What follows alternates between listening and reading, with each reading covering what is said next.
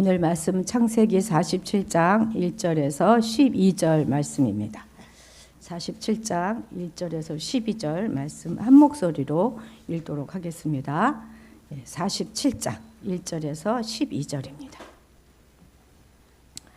요셉이 바로에게 가서 고하여 이르되 내 아버지와 내 형들과 그들의 양과 소와 모든 소유가 가나안 땅에서 와서 고센 땅에 있나이다 하고 그의 형들 중 5명을 택하여 바로에게 보이니 바로가 요셉의 형들에게 묻되 너희 생업이 무엇이냐? 그들이 바로에게 대답하되 종들은 목자이온데 우리와 선조가 다 그러하나이다 하고 그들이 또 바로에게 고하되 가나안 땅에 기근이 심하여 종들의 양떼를 칠 곳이 없기로 종들이 이곳에 거류하고자 왔사오니 원하건대 종들로 고센 땅에 살게 하소서.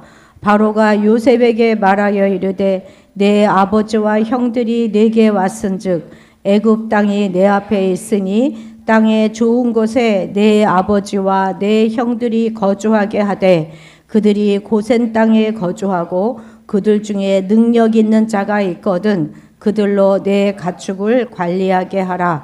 요셉이 자기 아버지 야곱을 인도하여 바로 앞에 서게 하니 야곱이 바로에게 축복하매 바로가 야곱에게 묻되 내 나이가 얼마냐? 야곱이 바로에게 아뢰되 내 나그네 길의 세월이 130년이니이다. 내 나이가 얼마 못되니 우리 조상의 나그네 길의 연조에 미치지 못하나 험악한 세월을 보내었나이다 하고 야곱이 바로에게 축복하고 그 앞에서 나오니라. 요셉이 바로의 명령대로 그의 아버지와 그의 형들에게 거주할 곳을 주되 애굽의 좋은 땅 라암셋을 그들에게 주어 소유로 삼게 하고 또 그의 아버지와 그의 형들과 그의 아버지의 온 집에 그 식구를 따라 먹을 것을 주어 봉양하였더라. 아멘. 아멘. 아멘. 흔히 인생을 이야기할 때 여행길에 비유하죠. 또 어떤 경우에는 뭐 연극이나 영화 이렇게 비유하기도 하고 또는 봄, 여름, 가을, 겨울 사계절에 비교해서 말하기도 합니다. 뿐만 아니라 경주에 비교하기도 하죠. 근데 경주에 비교할 때는 100m 단거리 경주가 아니라 42.195km 달리는 마라톤 경주에 우리의 인생을 비교하기도 합니다. 그런데 오늘 본문에서는 야곱이 그의 입을 통해서 자신의 인생길이 나그네 길이었다 이렇게 고백하고 있습니다. 한번 읽어볼까요? 자, 9절입니다. 시작. 야곱이 바로에게 아뢰되 내 나그네 길의 세월이 130년이니이다.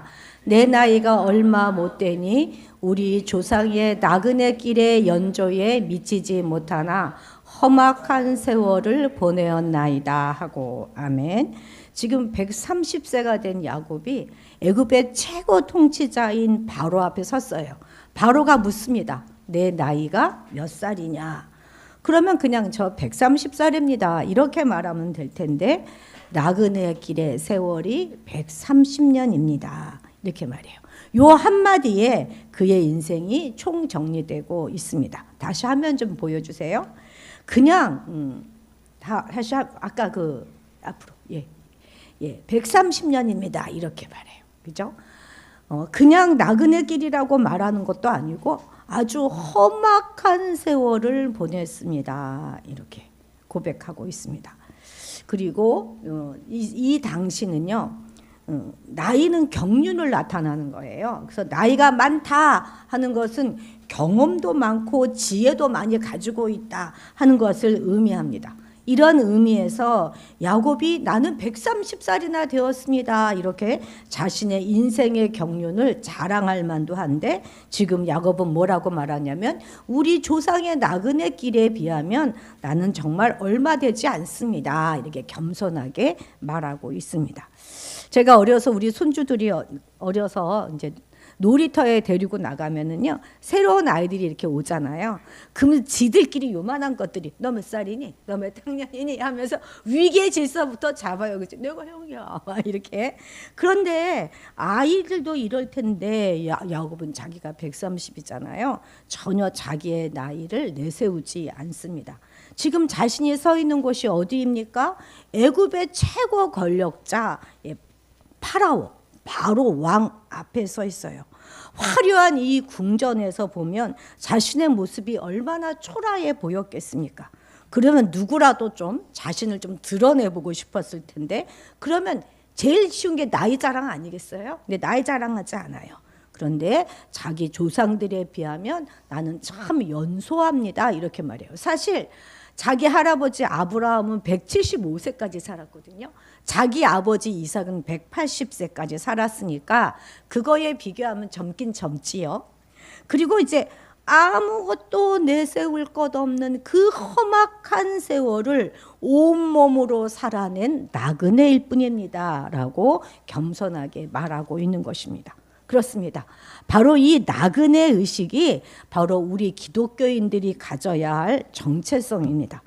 우리는 이 땅에 뿌리 내리고 사는 사람들이 아니라 저 천국을 바라보며 살아가는 나그네들입니다. 특히 천상병 시인이라는 분은 우리의 삶은 잠시 놀러 나온 소풍길이다, 이렇게 귀천이라는 시에서 노래하고 있잖아요. 소풍 나왔으니 어떻게 해요? 그 온자리에 집착을 버리고 삶을 가볍게 하고 그리고 아름답게 즐기다가 돌아가야 한다 하는 것을 노래하고 있는 것이죠. 우리는 이 땅에 소망을 두고 살아가는 것이 아니라 언젠가 돌아갈 그 본향을 바라보면서 욕심 없이 살아가야 하는 것이죠. 그래서 오늘은 여기 요 본문을 중심으로 해서 과연 나그네로 살아간다는 것은 무슨 의미인가? 그리고 나그네로 살아간다면 어떤 태도와 어떤 자세로 이 땅을 살아가야 하는 것인가 하는 것들을 좀 살펴보도록 하겠습니다. 자, 첫 번째, 나그네로 살아간다는 것은 안 넘어가네요. 한번 넘겨주시겠어요? 안 넘어가요. 하나 넘겨주세요. 소유에 집착하지 않는다는 것입니다. 소유에 집착하지 않는다. 자, 4절 같이 읽겠습니다. 시작. 그들이 또 바로에게 고하되 가나안 땅 기근이 심하여 종들의 양떼를 칠 곳이 없기로 종들이 이곳에 거류하고자 왔사오니 원하건대 종들로 고센 땅에 살게 하소서. 마침내 야곱의 가족 70명이 내려왔어요. 70명이 애굽으로 내려왔고 그 사실을 바로 왕 앞에 이야기하면서 있을 곳을 지금 허락받는 그런 상황입니다. 지금 요셉이 바로에게 요청하고 있는 곳은 어디냐면 바로 여기 고센 땅이에요. 고센 땅. 고센 땅에 살게 해 주십시오. 이렇게 얘기하는 거예요. 근데 이 고센이라는 이곳은 지금 요셉이 방금 생각해낸 그곳이 아니라 이미 그 전에 45장에서 형들 앞에 자신의 정체를 드러날 때 그 이전부터 마음에 두고 있었던 곳이 바로 이 고센입니다. 자, 45장 10절 같이 읽겠습니다. 아버지의 아들들과 아버지의 손자들과 아버지의 양들과 소와 모든 소유가 고센 땅에 머물며 나와 가깝게 하소서. 이 말씀을 보면 이미 요셉은 자신의 가족 친지들이 전부 와서 가족도 오고 친지들이 와서 머물 땅으로 고센을 선택해 두었고 자기도 이미 그 가까이에 와서 살고 있었다 하는 것을 우리가 알 수 있는 것입니다. 요셉은 애굽의 총리잖아요.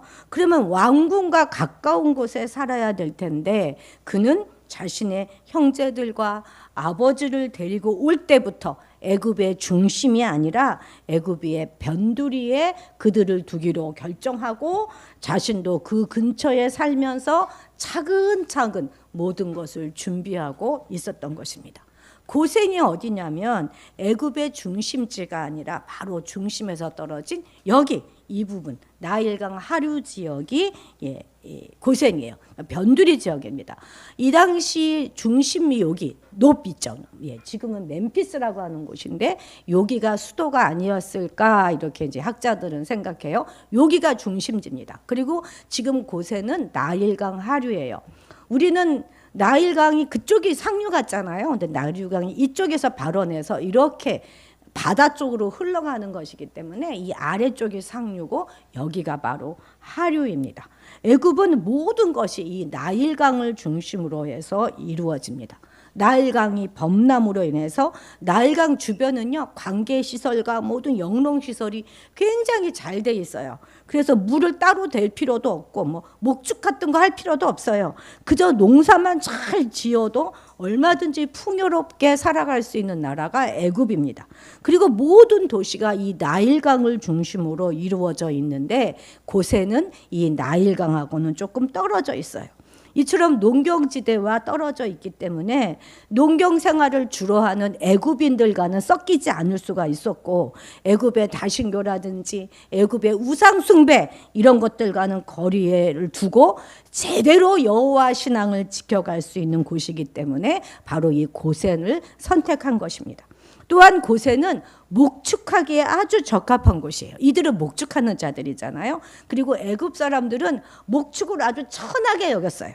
그렇기 때문에 더욱 애굽 사람들과 교류하지 않고 살아갈 수 있는 최적의 장소가 바로 이 고센인 것입니다. 그런데 이들이 뭐라고 말하고 있습니까? 거주하러 온 것이 아니라 거류하고자 왔습니다. 이렇게 말하는 거예요. 거주는 사는 거예요. 거류는 잠시 거처하는 것을 말하는 것입니다. 잠시 나는 여기서 살겠습니다. 우리는 상황과 여건이 되면 돌아가겠습니다. 기근이 심해서 왔을 뿐이지 이제 기근만 해결되면 돌아가겠습니다. 라고 말하는 것이죠. 이렇게 말함으로 인해서 애굽 사람들과 바로도 뭐 좀 마음을 놓았겠지만 경계심을 늦추었겠지만 꼭 그 이유만이 아니라 바로 이것은 고센은 여기 가나안 땅과 아주 가까운 곳이기 때문에 언제든 돌아갈 것을 염두에 두고 자리를 잡은 것이 바로 이 고센 땅인 것입니다. 언젠간 반드시 약속의 땅으로 돌아가리라 하는 것이 이들의 생각인 것이죠. 야곱의 가족은요 나름대로 여기 이 가나안 땅에서 터전을 잡고 살았던 사람들이에요. 하지만 기근이 닥치자 그들은 모두 자기들의 터전을 뒤로 하고 애굽으로 내려왔습니다. 이 역시 나그네 의식이 없었다면 할 수 없었던 일이죠. 어쨌든 가나안 땅에 비하면요, 가나안 땅은 사막이에요. 가나안 땅에 비하면 애굽은 정말 화려하고 살기 좋은 곳입니다. 애굽 나일강 문명 여러분 아시잖아요. 당대의 모든 문화가 가장 발달했던 나라가 이 애굽, 이집트입니다. 척박한 가나안 땅에 늘 살았던 이들 야곱의 가족들에게 애굽의 모든 문화가 얼마나 멋있어 보였겠습니까? 얼마나 화려해 보였겠습니까? 막 눈이 동그랗게 뜨였을 거예요. 보는 것마다 놀랍고 감탄스럽고 입이 쩍쩍 벌어졌을 것입니다. 그리고 더 많이 즐기고 더 많이 갖고 싶기도 했을 거예요. 그러나 이들에게는 돌아갈 자신의 본향이 있었기 때문에 그것을 소유하고 뿌리내리고 살겠다 하는 마음이 아니라 내가 돌아갈 그곳을 언제나 바라보고 살았던 것입니다. 애굽이 아무리 화려하다고 해도 이들은 돌아갈 곳 하나님과의 약속이 있는 그곳을 바라보며 살았어요. 물론 이렇게 살기 시작해서 무려 430년을 이 애굽에서 살게 됩니다만 그것은 이제 하나님의 시간표였고 처음 자리를 잡은 이들은 그냥 돌아갈 그 생각으로 가나안과 가장 가까운 곳에 자리를 잡게 된 것입니다. 그래서 야곱은 애굽의 가장 좋은 땅 고센 지역에서도 여기 이제 라암셋에 거주하게 돼요. 한번 지도 다시 보여주시겠어요? 여기가 이제 라암셋입니다. 한 번 더 눌러주세요. 바뀌었다 올 때마다 이게 잘 안 되네요. 한 번 눌러주세요. 이 라암셋, 여기 라암셋에 거주하게 되었지만 그 땅을 자기의 소유로 문서화하려고 하지 않습니다. 영원히 자기 소유로 만들고 자자손손 물려줄 생각을 하지 않습니다.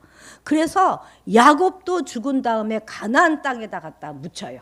그리고 요셉도 죽고 난 다음에 430년 뒤에 출애굽할 때 그의 뼈를 가지고 가나안 땅으로 가서 다시 거기에 묻습니다. 그렇습니다. 나그네는 하나님이 허락하신 모든 것, 건강이든지 재능이든지 물질이든지 이 모든 것들을 내 소유물로 여기지 않고 잠시 맡겨진 관리물로 여깁니다. 이것을 바로 우리가 청지기 정신이다 이렇게 말하는 것이죠. 우리가 고급 호텔에 묵을 일 별로 없지만 묵었다고 한번 상상해 보십시다. 호텔 방에는 최고급 TV가 있어요. 푹신한 침대도 있고 소파도 있습니다. 아름다운 그림들도 걸려 있습니다. 우리는 그것을 마음껏 누리기는 하겠지만 체크아웃 할 때는 어떻게 해요? 그것들 챙겨 나오지 않아요. 야, 이건 내 거야 하고 그 주장하면서 그 벽면에서 그림을 떼어내는 순간 그는 투숙객이 아니라 절도범이 되는 것이죠. 나그네는 그것이 그 모든 시설이 내 것이 아니라 그냥 누리는 것임을 정확하게 아는 사람이 바로 나그네입니다. 나그네가 소유가 많으면 어떻게 돌아갈 수가 있겠습니까? 만약 나그네가 땅도 사고 집도 산다면 그것은 그냥 거기에 뿌리를 내리고 살겠다는 속셈이 그대로 드러나게 되는 것입니다. 우리나라도 보면 중국 사람들이 우리나라에 와서 막 집도 사고 땅도 사고 막 그러지 않습니까? 그들은 절대 거류하러 온 자들이 아닙니다. 소유를 주장하는 거예요. 여러분, 중국 헌법은요, 언제든지 당이 요구하잖아요. 그러면 개인의 재산도 또 개인이 살면서 얻었던 모든 정보나 모든 이런 것들도 다 당에게 그냥 내놓아야 하는 것입니다. 우리나라의 땅을 우리는 중국 개인에게 팔았다고 생각할지 모르지만 그것은 언제든지 중국 공산당에게 귀속될 수 있는 거예요. 중국 정부에게 귀속될 수 있는 것입니다. 그러니까 우리는 결국 중국에게 나라를 팔아버리게 되는 것이죠. 저들은 결코 거류하러 온 자가 아니라는 사실을 반드시 우리는 잊지 말아야 하겠습니다. 다시 이제 본문으로 좀 돌아가 보면 나그네는 결코 손에 쥔 것을 내 것이라고 고집하지 않습니다. 야곱이 험악한 세월을 보내면서 깨달은 것은 결국 내 손에 남는 것은 물질이 아니라 하나님뿐이다 하는 사실을 깨달은 것입니다. 나그네의 진정한 실력은요, 소유가 아니에요. 바로 험악한 세월을 견디고 살아온 그 힘이 자신들의 실력이 되는 것입니다. 지난 5월 1일 날 얼마 안 됐죠. 저희 대학 동기들 그 카톡방에 한 친구가 요양병원에 입원해 있어서 몇몇 친구들이 가서 같이 식사하고 만노라 하면서 사진 2장이 올라왔습니다. 제가 이렇게 확대해서 봤어요. 아이고, 어디가 아파서 요양병원에 들어갔을까. 제가 그렇게 남의 일 같지 않잖아요. 아이고, 근데 여전히 멋있어요. 등치도 좋고 잘생겼어요. 그런데 그 뒤 며칠 뒤 5월 5일 날 그 친구의 부고가 카톡방에 올라왔어요. 부고는 뭐 죽었다는 게 올라온 거예요. 제가 너무나 깜짝 놀랐습니다. 불과 며칠 만이니까. 이 친구가 예수님을 믿었는지 안 믿었는지 저는 알 수 없어요. 그러나 분명히 한 가지 내가 아는 것은 아무것도 가지고 간 것이 없다는 사실입니다. 무엇을 가지고 갈 수가 있었겠습니까?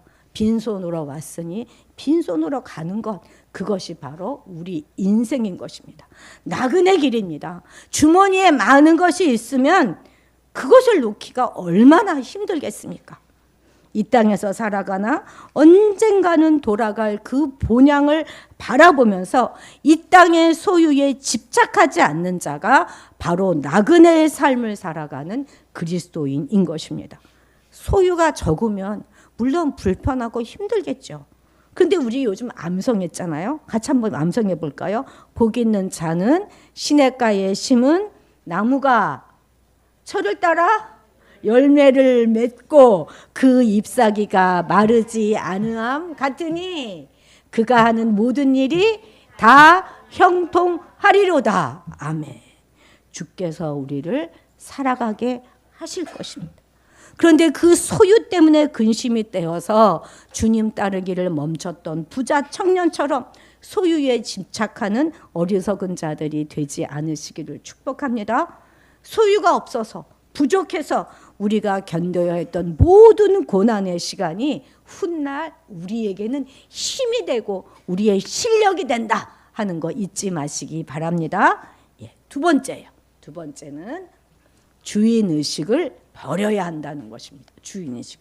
여기서 주인의식을 버린다 하는 말은 무책임함을 의미하는 것이 아닙니다. 난 주인이 아니까 나 안 해도 돼 이런 것이 아니에요. 대충 산다든지 방관한다 하는 것으로 오해해서는 안 되는 것입니다. 내 인생에 또다시 눌러주세요. 내 인생의 주인 노릇을 그만두는 것, 그것을 의미하는 것입니다. 내 삶의 주권을 하나님께 양도한다 하는 것을 의미하는 거예요. 그렇습니다. 나그네는 길을 직접 만드는 자가 아니라 만들어진 그 길을 따라가는 사람입니다. 우리 주님 뭐라고 말씀하세요? 나는 길요 진리라고 말씀하시잖아요. 길 대신 우리 그리스도를 따라가는 것, 그것이 바로 주인의식을 버리는 것입니다. 야곱은 한때 자기 인생의 주인이 되어서 형의 축복권도 빼앗고 라반과 싸우면서 스스로 자기 길을 개척하려고 했던 사람입니다.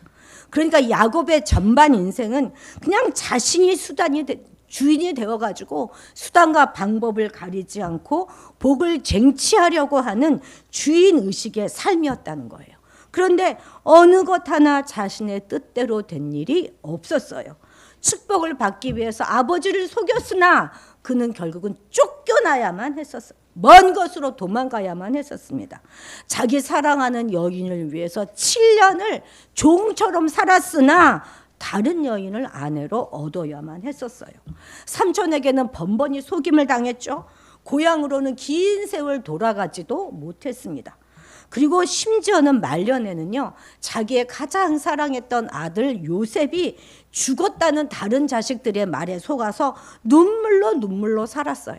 그리고 여기 지금 47장에 와서는 그냥 자기 의지가 아니에요. 요셉이 이끄는 대로, 또 하나님이 인도하시는 대로 자기 뜻과는 전혀 상관없이 고향인 가나안을 버리고 애굽 궁궐까지 오게 된 것입니다. 정말 징글징글하게도 자신의 뜻대로 된 일이 하나도 없는 거예요. 아마도 130세가 된 그의 인생의 계획표는, 그는 내 인생의 계획표는 내가 짜는 것이 아니라 하나님의 스케줄에 맞추는 것이다. 그것이 바로 나그네의 지혜이다 하는 것을 뼈저리게 깨달았을 것입니다. 내 인생의 운전대를 하나님께 맡길 때 비로소 나그네는 참된 안식을 누리게 되는 것입니다. 지금 여러분들 가운데서도 여러분의 계획대로, 여러분의 뜻대로 살고 계신 분 있으십니까?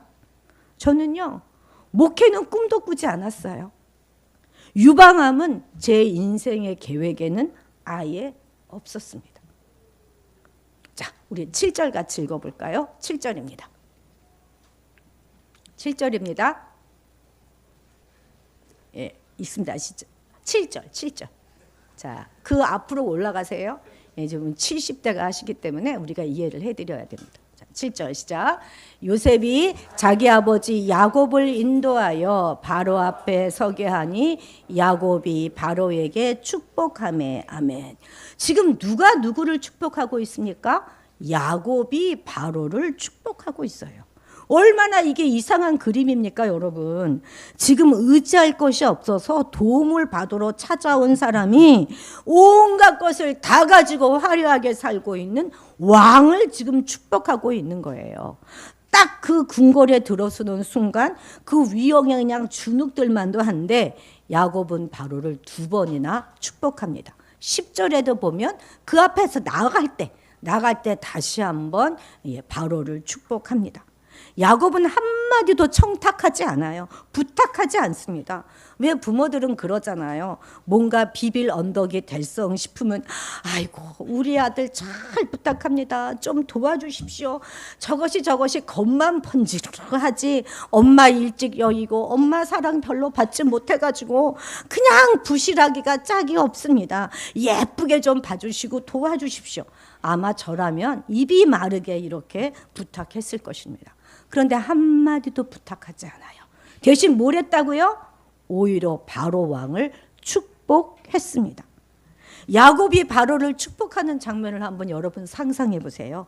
누가 진짜 주인입니까? 화려한 왕좌에 앉아있는 바로가 주인입니까? 아니면 초라한 지팡이를 들고서 있는 야곱이겠습니까? 애굽 땅에 한 평도 소유하지 못한 나그네인 야곱이 당돌하게도 이 세상 모든 온 땅의 주인인 바로를 축복할 수 있었던 이유는 그가 자신의 인생의 주인이다 하는 주인의식을 버리고 하나님의 대리자다라는 정체성을 그가 붙잡았기 때문입니다. 자기보다 훨씬 크고 더 위대한 하나님이 자신의 인생의 진정한 주인이심을 인정했기 때문이에요. 야곱은 이제 자기 인생의 핸들을 송두리째 하나님께 맡긴 것입니다. 세상의 주인의식의 관점에서 보면 축복은 높은 사람이 하는 거예요. 더 많이 가진 자가 하는 것입니다. 즉 그 땅의 주인이 하는 것입니다. 하지만 야곱은 지금 정반대의 모습을 보이고 있는 것이죠. 어떻게 이렇게 할 수가 있었을까요? 야곱은 자신의 주인이 하나님이심을 믿었기 때문입니다. 내가 내 인생의 주인이라고 믿는 사람은 늘 결핍과 비교 속에서 살아갈 수밖에 없어요. 그래서 늘 경쟁하며 삽니다. 그래서 나보다 큰 사람, 나보다 강한 사람 만나면 주눅 들어요. 아이고 이거 꼭 내 계획대로 되어야 되는데 내가 저 사람한테 도움을 좀 받아야 되는데 이런 조바심이 늘 있기 때문이죠. 그러나 우리가 주인 되기를 포기하잖아요. 그러면 세상의 권력자 앞에서도 당당히 축복할 수 있는 영적인 권위가 생겨나는 것입니다. 세상 사람들은 땅을 소유해야만 주인이라고 생각해요. 그래서 뭐라고 말합니까? 우리가 조물주 위에 건물주라고 말하잖아요. 그리고 최고 통치자의 그 자리에 앉아 있으면서도 자신의 죄로 인해서 막 전전긍긍하면서 헌법마저도 뜯어 고치려고 안달안달 하며 살아가지만 나그네인 우리는 하나님의 복을 흘려보낼 수 있는 그런 세상의 영적 주인이 되는 것입니다. 우리는 이 땅에 마음을 두고 살아가는 사람들이 아니기 때문에 이 땅만 바라보면서 그냥 이 땅을 중심으로 살아가는 자들을 얼마든지 우리는 축복할 수 있습니다. 우리가 만약 똑같이 욕심을 낸다면 어떻게 축복할 수 있겠습니까? 우리는 나그네 인생이기 때문에 이 땅에 뼈를 묻고 살아가는 사람들을 축복해서 복은 하늘로부터 오는 것입니다 하는 것을 알게 하는 것이 우리의 소명인 것입니다. 우리도 똑같이 목마른 세상을 살아가죠. 그렇지만 우리는 영원한 생명수 되시는 우리 주님으로 인해서 목마르지 않기 때문에 여호와가 목자 되시기에 부족함이 없기 때문에 징징거리지 않고 칭얼대지 않고 짜증내지 않고 누군가를 축복할 수 있는 그런 사람이 되는 것입니다. 여러분, 무언가 내 뜻대로 내 마음대로 되지 않았다고 조바심 내고 짜증내고 안달안달하게 되십니까? 그것은 스스로 주인 되어 살아가려고 한다는 증거입니다. 우리가 가진 실력으로는요, 택도 없는 일에 괜히 힘 빼지 마십시오. 우리가 할 수 있는 일 별로 없습니다. 하나님이 우리의 주인 되십니다. 우리보다 훨씬 크고 더 놀라우신 분이 우리의 주인이십니다. 주인이 모든 것을 다 알아서 하실 것입니다. 우리가 해야 할 일은 그 하나님의 대리자로서 우리의 이웃을, 우리의 가족을, 이 사회를, 이 나라를 축복하는 그것입니다. 우리 입술에 있었던 모든 저주의 말들을 오늘 회개하십시다. 그리고 하나님의 대리자로서 진정한 축복의 말들로 모든 사람을 살게 하는 그런 믿음의 사람이 되시기를 축복합니다. 아멘. 세 번째입니다. 세 번째. 세 번째입니다. 세 번째. 세 번째. 또 장로님이 하세요. 동시에. 은혜로 살아가는 거예요. 은혜. 나그네는요. 은혜 없이는 하루도 살아갈 수가 없어요. 은혜 없이는. 나그네에게 은혜가 부어지지 않는다면 어떻게 살아갈 수가 있겠습니까? 그날 주어지는 은혜로 살아가는 자가 바로 나그네입니다. 자, 보십시오. 11, 12절 같이 한번 읽어볼까요? 요셉이 바로의 명령대로 그의 아버지와 그의 형들에게 거주할 곳을 주되 애굽의 좋은 땅 라암셋을 그들에게 주어 소유로 삼게 하고 또 그의 아버지와 그의 형들과 그의 아버지의 온 집에 그 식구를 따라 먹을 것을 주어 봉양하였더라. 아멘. 바로의 명령으로 고센 땅 중에서도 그들에게 라암셋 가장 좋은 땅 라암셋을 주어서 일시적으로 그들의 소유를 삼게 하였습니다. 이 라암셋은 국고성이 있는 그런 곳으로 고센 땅 안에서도 가장 좋은 곳이 바로 이 라암셋이에요. 그리고 뿐만 아니라 그 식구를 따라서 먹을 것을 주어 봉양하였다는 거예요. 여러분, 봉양이라는 말은요, 전적인 돌봄을 말하는 거예요. 계속 돌봤다는 것을 말하는 것입니다. 야곱의 가족들은 스스로 농사지지 않았어요. 그냥 내가 사냥해서 먹고 살지 않았습니다. 요셉이 공급해주는 양식으로 봉양을 받았어요. 바로 이것입니다. 나그네는 자기 힘으로 아둥바둥 생존하는 자들이 아니라 누군가의 호의와 은혜를 먹고 사는 자들입니다. 나그네는 자기 힘으로 우물을 파는 자들이 아니라 하나님이 내려주신 만나로 먹고 사는 자들입니다. 그래서 내가 이만큼 노력해서 이루었어 라는 자부심으로 살아가는 것이 아니라 모든 것이 다 하나님의 은혜였습니다 라는 감사와 겸손함이 나그네의 살아가는 힘이 되는 것입니다. 나그네의 인생의 연료는요, 결코 노력이 아니라 은혜입니다. 은혜.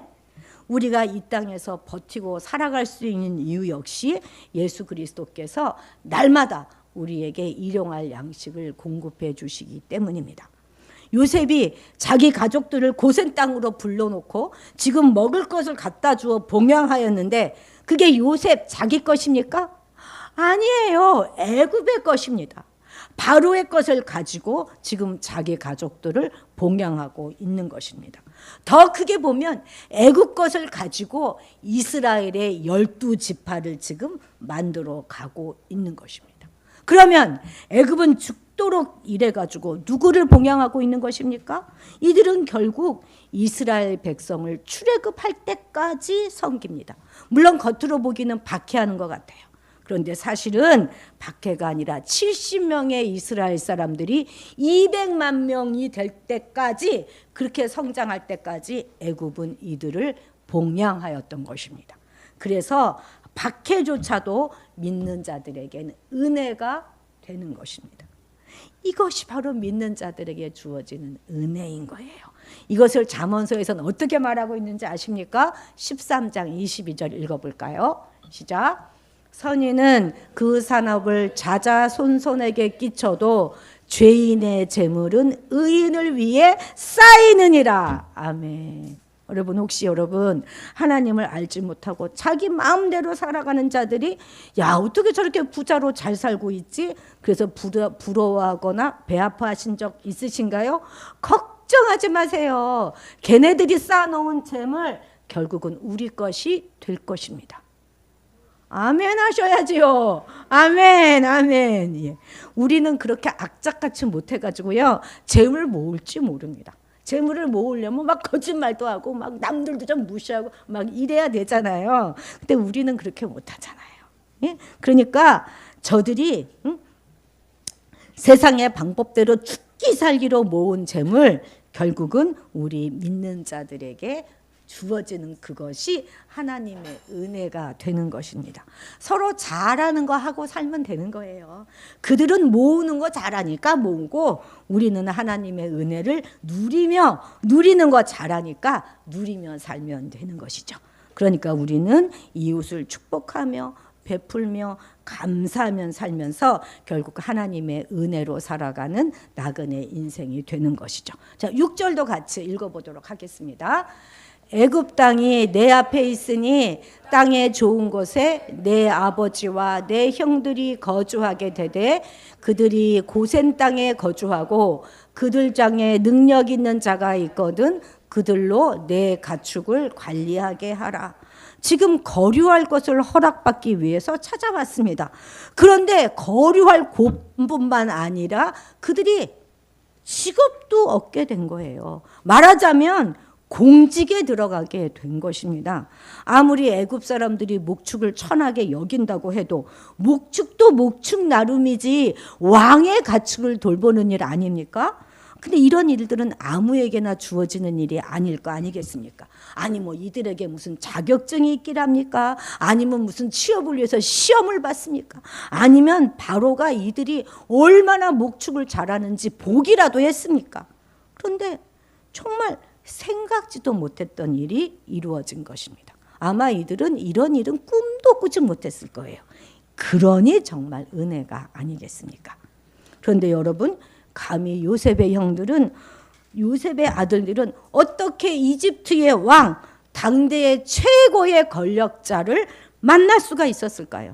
어떻게 이렇게 왕의 호의를 입을 수가 있었을까요? 어떻게 왕의 중요한 직책을 맡을 수가 있었을까요? 어떻게 그럴 수가 있었을까요? 그것은 요셉이 있었기 때문입니다.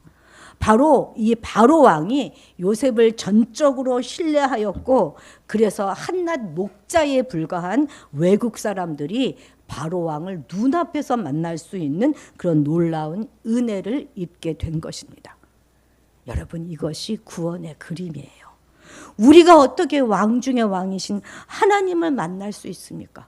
우리가 일국의 대통령도 만나기가 어렵잖아요. 누구 덕분입니까? 오직 예수 그리스도 덕분에 우리가 하나님의 자녀가 되었다는 사실을 오늘 우리는 잊지 말아야 하겠습니다. 그냥 우리가 날마다 아버지 아버지 이렇게 부르니까 너무 편하게 생각하면 안 되는 것이죠. 우리가 지금 만날 수 없는 분을 만나고 있습니다. 그리고 도무지 맡을 수 없는 놀라운 일을 우리에게 맡겨졌습니다. 우리가 왕의 일을 맡을 자격이 있습니까? 없잖아요. 우리는 오직 예수님 때문에 살게 된 자들입니다. 우리가 예수를 주라고 고백한 이 한 가지 사건으로 인해서 하나님께서 너는 내 자녀다 인정해 주시고 그리고 이 땅의 백성들을 우리에게 맡겨주셨어요. 잃어버린 영혼을 맡겨주셨어요. 우리에게 그럴 자격 없습니다. 그런데 바로가 요셉을 보고 그의 형제들에게 왕의 일을 맡겼듯이 우리 하나님께서 예수님 때문에 예수님을 보시고 우리에게 왕의 일을 맡겨주시는 것입니다. 우리는 모두 왕의 일을 맡은 청지기들이에요. 아버지의 은혜로 우리의 신분이 그렇게 변화된 것입니다. 나의 신분이 어떻게 변화됐는가? 그걸 아는 것이 신앙이에요. 우리가 누구인가를 아는 것, 그것이 신앙입니다. 그리고 그 변한 신분에 맞게 살아가는 것, 그것이 바로 성화인 것입니다. 말씀 맺습니다. 여러분, 나그네는 집이 없어서 슬픈 사람들 아닙니다. 돌아갈 더 좋은 집이 있기 때문에 이 땅의 소유에 집착하지 않는 사람입니다. 오늘 야곱처럼 당당하게 세상을 축복하고 예수 그리스도를 통해 공급하시는 하나님의 은혜를 누리며 살아가는 나그네 길을 힘차게 걸어가시기를 축복합니다. 소유를 주장하지 않을 때 자유가 찾아옵니다. 주인의식을 버릴 때 우리에게는 안식이 찾아올 것입니다. 그리고 은혜로 살아갈 때 진정한 감사가 회복됩니다. 이 땅의 거주민이 아니라 거류민으로 살아가면서 하나님의 나그네로 승리하시는 여러분이 되시기를 주님의 이름으로 축복합니다. 기도하시겠습니다. 하나님 아버지, 우리는 이 세상에 속한 자들이 아니라 저 천국을 바라보며 살아가는 나그네의 힘을 잊지 말게 하셔서 내 소유로 인해 기뻐하는 자들이 아니라 험악한 세월 주님과 함께 승리한 그것을 우리의 힘으로 소유하며 내 인생의 주인인 하나님 아버지를 믿고 주눅들지 말고 당당히 세상 사람들을 축복하며 살아가게 도와주옵소서. 또한 날마다 은혜 없이 살아갈 수 없음도 고백하오니 주어주신 은혜로 은혜에 늘 감사함으로 예수 그리스도를 통하여 주시는 은혜를 더 한껏 누리며 살아가게 도와주옵소서. 감사드리며 예수님의 이름으로 기도드렸습니다.